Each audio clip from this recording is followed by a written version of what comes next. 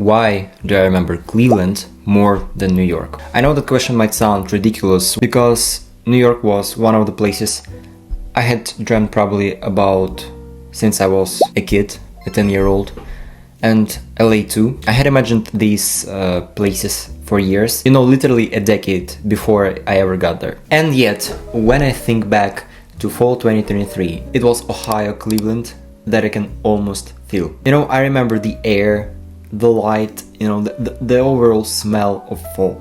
Even, random conversations I had. And recently I've been trying to understand why. I genuinely realized that some entire years of my life are just, kind of foggy when I try to remember them. And then there is this one specific stretch of time that I can remember almost down to the smallest details. So I dug through the vast minds of the internet, and apparently there's a concept in psychology called hedonic adaptation. Basically, the more familiar something becomes, the less your brain reacts to it. And once I connected this idea to my own experiences, it actually started making so much more sense. So your brain is constantly trying to predict what's going to happen next, right? It often includes things like your commute, your kitchen, the sound of your front door, the people you see every day, and your brain already pretty much knows all of this in details, so that it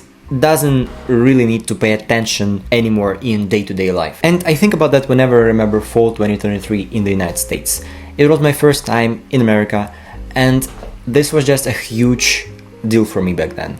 I had probably been dreaming about going there since I was like 10 years old, and I would constantly imagine what it would be like, what these places I'd only see in movies and TV shows would actually feel like in real life. And then I finally got there, except around that same time I was going through, a period where I had little to no emotions about like any matter in life. I was emotionally numb a lot of the time. Things, could happen around me that I knew were objectively exciting or important or both, but the feeling itself just wouldn't really arrive to me. Went to New York and LA first, two places that I had literally imagined in my head for years. And I did feel something, of course I did.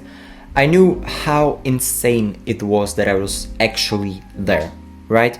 I knew how much effort, money, planning, bureaucracy, and other people's support just went into making that trip happen. I smiled in the photos and I actually appreciated it, right? But the emotional reaction just wasn't as huge as I had imagined it would be when I was 10 years old. And of course I don't mean that as an insult or ingratitude toward anyone who helped me to get there. I'm just describing what it actually felt like from inside of my head. It was almost like, my mind understood that this was supposed to be an incredible moment, while emotionally I was slightly kind of out of sync with it. So and then I got to Cleveland. I was staying with my grandma, who I barely knew at that point, and suddenly I was just living in her house, right?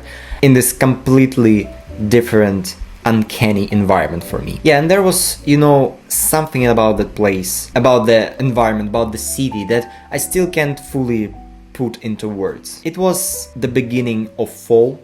There was this really specific kind of breeze in the air that still slightly warm, but with that crispiness, that tells you the seasons are changing. So yeah, the light looked different, the air smelled different. What else? I was going to an American school for a while, sitting in classrooms that look completely different from anything I was used to back home, and nothing particularly dramatic was happening. It was just new. At the same time, there was this uncertainty to the whole thing, because at that point when I went to school, my family had gone back to Europe and I was staying there without them, basically with my grandma. So To sum it up, I was experiencing this weird combination of novelty, uncertainty, maybe some level of homesickness as well, and just being somewhere that didn't feel like my normal life, at all. And somehow in the middle of all of that uncertainty, I started feeling again. And that's probably the hardest part to explain for me right now, because it was such a profound feeling to me that I still can't really put into words. What's interesting is that it wasn't one specific event. It was more like my brain gradually came back online. And what's really strange to me and cool at the same time is that I can still access that feeling right now. Sometimes, I'll just walk outside and the temperature is just right. That, same early fall breeze, and suddenly, I'm back there. Not consciously remembering it, but it just feels like something switches on inside. And I'm absolutely in love with fall now because of that, right? Meanwhile, the memories of New York and LA have become, less vivid with time. And that's important to underscore right now. I'm not saying they meant less to me. They were incredibly important, memorable experiences. But somehow Cleveland left a different kind of imprint. There was positive and there was negative moments, and I think I finally have an idea why. When you're somewhere unfamiliar or you're doing something you have never done before, your brain can't rely on its usual predictions that it has been building up like for decades for some people. There's just so much new input coming at you. New sounds, new smells, new people, new routines, generally new rules for how your day works. And now your brain has to actually pay attention to it. And I think that attention might be a huge part of what makes an experience truly stick. Because a memory isn't just about what happened and who you were with at the moment, but it also matters how much of your brain was actually there for it. And all of that makes me wonder about something else. How much of what we describe as stuck, as being numb, is actually something wrong with us? And how much of it comes from spending too much time in an environment that we have already completely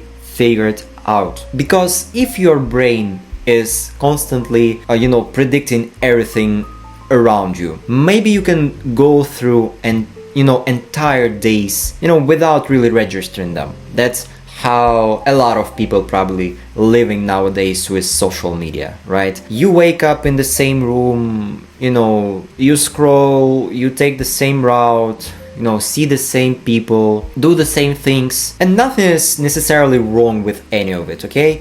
It is just that your brain doesn't have much reason to fully show up. So it kind of works in standby mode, right? And maybe that's why doing something unfamiliar can sometimes feel disproportionately powerful. Because novelty isn't just interesting to the brain, but it can also mean danger. If you don't know what's coming next, you actually now have to pay attention, right? Something unfamiliar could potentially hurt you, and your brain doesn't really like being caught off guard. So maybe that instinct to pay attention to unfamiliar things isn't just curiosity. And I think that's something much older than that, and that's why I'm starting to look at boredom and feeling stuck a little differently. Maybe, sometimes you don't need to completely change your life. Maybe you just need to interrupt that prediction, go somewhere you've never been, take a different route. Generally put yourself in a situation where for a little while you don't know exactly what's going to happen next. And you should do all of this not because novelty is automatically meaningful, but because novelty kind of forces you to pay attention. And maybe that's one of the reasons some periods of your life feel so much more alive when we look back at them. They weren't necessarily better, we were just more awake to them. Anyway, I think that's something worth noticing the next time when life starts feeling a little bit too familiar.